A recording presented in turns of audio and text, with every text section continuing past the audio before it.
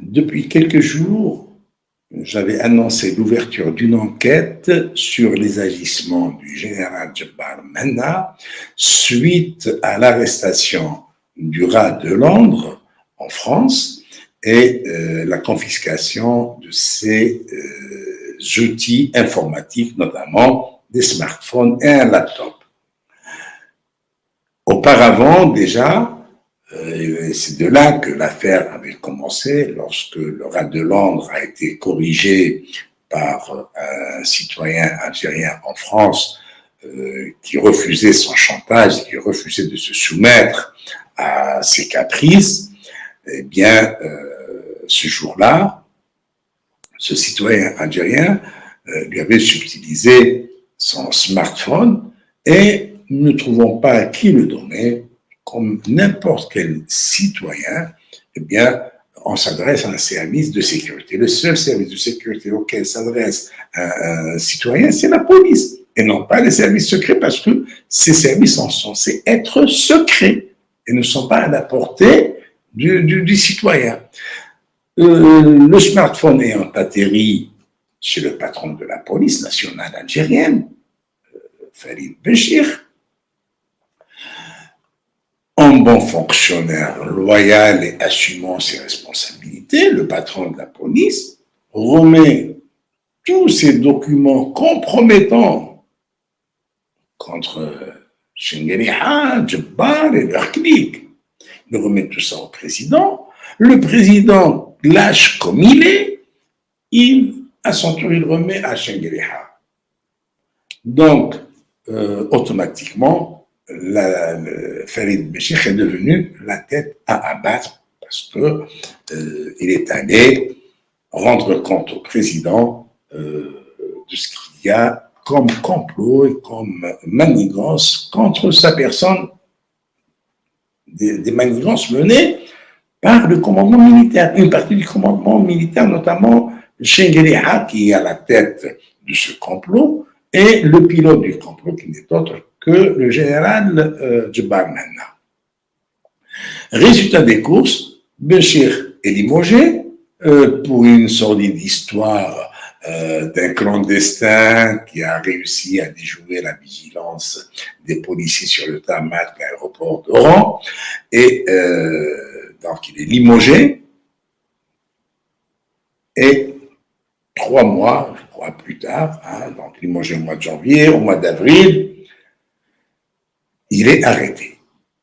Il est arrêté, jeté en prison. Pendant plus d'une dizaine de jours, il était en détention. Eh bien, contre toute attente, Farid Béchir est remis en liberté. Et là, la donne change complètement. La donne change. Pourquoi il a été relâché? Comme j'avais expliqué, c'est que Boualem, conseiller du président, s'était rendu à Paris en visite privée entre guillemets. Il a reçu des assurances de la part des autorités françaises pour que Tebboune puisse dégager ce lobby militaire ou quelques-uns au moins de ce lobby militaire qui tiennent les rênes du pouvoir en Algérie, parce que, après tout, ni la France, ni les États-Unis, ni la Russie, ni la Chine, ni aucun pays parmi les grands, ni même les pays du voisinage, ne sont rassurés sur la paix dans la région. L'Algérie est devenue un élément déstabilisateur des pays de la région. Donc, il fallait trouver en la personne de Tebboune, faute d'une figure de proue de l'opposition, une figure qui propose une alternative à ce pouvoir de voyou, pas mafieux, non, c'est un pouvoir de voyou. Eh bien, faute de figure alternative, eh bien, que ce soit la France ou les Américains ou n'importe quelle autre puissance, qui ne peuvent pas s'accommoder d'un État de voyous qui œuvre à la déstabilisation de toute la région. Ce n'est dans l'intérêt de personne, ni dans l'intérêt de l'Algérie, ni dans l'intérêt des pays du voisinage, ni dans l'intérêt des superpuissances. Donc il fallait donner des assurances à Tebboune pour que Tebboune essaye de trouver la pirouette idéale pour ne pas faire trop de dégâts, n'étant pas un homme à confrontation, n'étant pas un homme courageux. Tebboune, c'est connu, il faut dire ce qu'il en est, il faut appeler un chat un chat. Tebboune est un lâche. Point à la barre, point à la ligne. Pas de... Alors, qu'est-ce qu'il fait? Il va se jeter dans les bras de Chengueléha, qui est le véritable conspirateur, et il le charge de faire le ménage dans le clan des complotistes, des comploteurs. Ben, ayant sauvé sa tête, Chengueléha se charge donc de l'ouverture d'une enquête contre Djebba, soi-disant parce qu'ils étaient au courant de rien alors qu'ils avaient tout. Hein. Donc, on ouvre une enquête contre Djebba et depuis 2 jours, depuis hier même, oui, juste après la réunion du 8 mai au ministère de la Défense, il a été décidé entre Tebboune et Chengueléha de mettre un terme à la carrière, aux manigances de Djebba Maintenant, ce général proxénète condamné à 8 ans de prison, il n'y a pas longtemps, pour enrichissement illicite et trafic d'influence, tel que rapporté par la télévision publique algérienne. Il aura 11 mois, y compris la période de détention préventive. Et il sera libéré pour se retrouver à différents postes avant d'atterrir à la tête de la Direction générale de la documentation de la sécurité extérieure. Évidemment, dans sa chute, Djebba va entraîner avec lui ses sbires, hein, ses hommes de main, le colonel Mouad, Hussein Boulahia, même Nasser el-Djen. Donc, c'est tout ce beau monde qui va se retrouver dehors et, pourquoi pas, derrière les barreaux. Cette purge va affaiblir le clan dirigé par le général à la retraite Mohamed Medine dit Toufiq.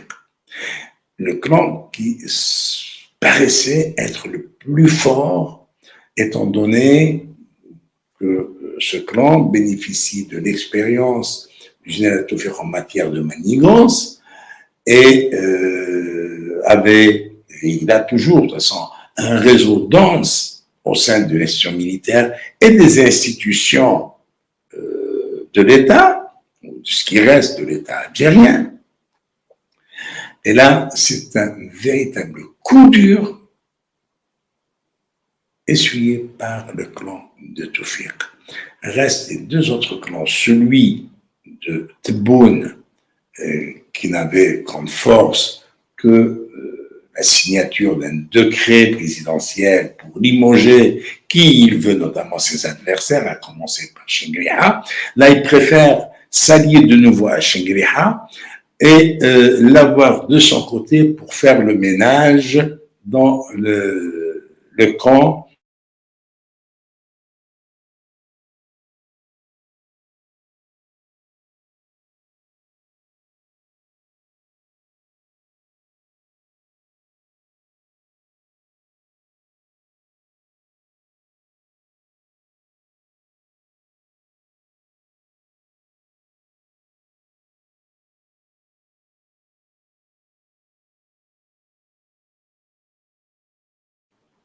Voilà, c'est bon, ça s'est rétabli.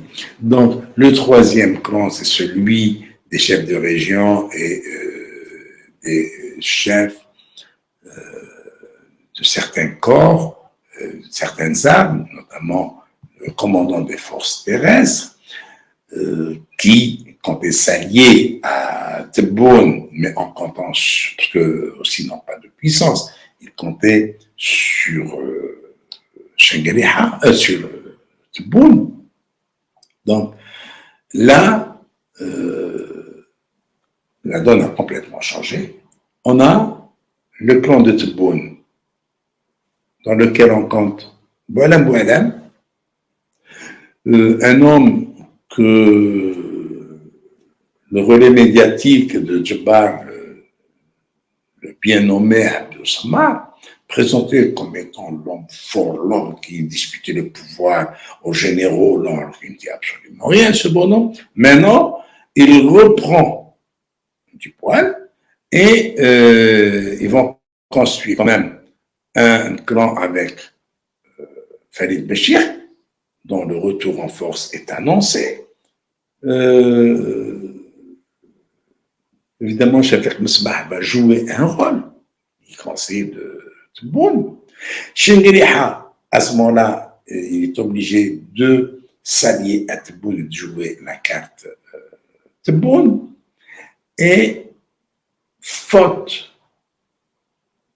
d'une force politique de l'opposition, ils vont aux élections, ils vont à la présidentielle de septembre 2024, la fleur au fusil. Voilà. Merci de votre attention. Espérons qu'ils n'iront pas jusqu'au bout dans ces élections et qu'un sursaut d'orgueil populaire vienne tout renverser et ferait dégager toute cette pègre qui a fait beaucoup de mal à l'Algérie. Merci de votre attention et au revoir.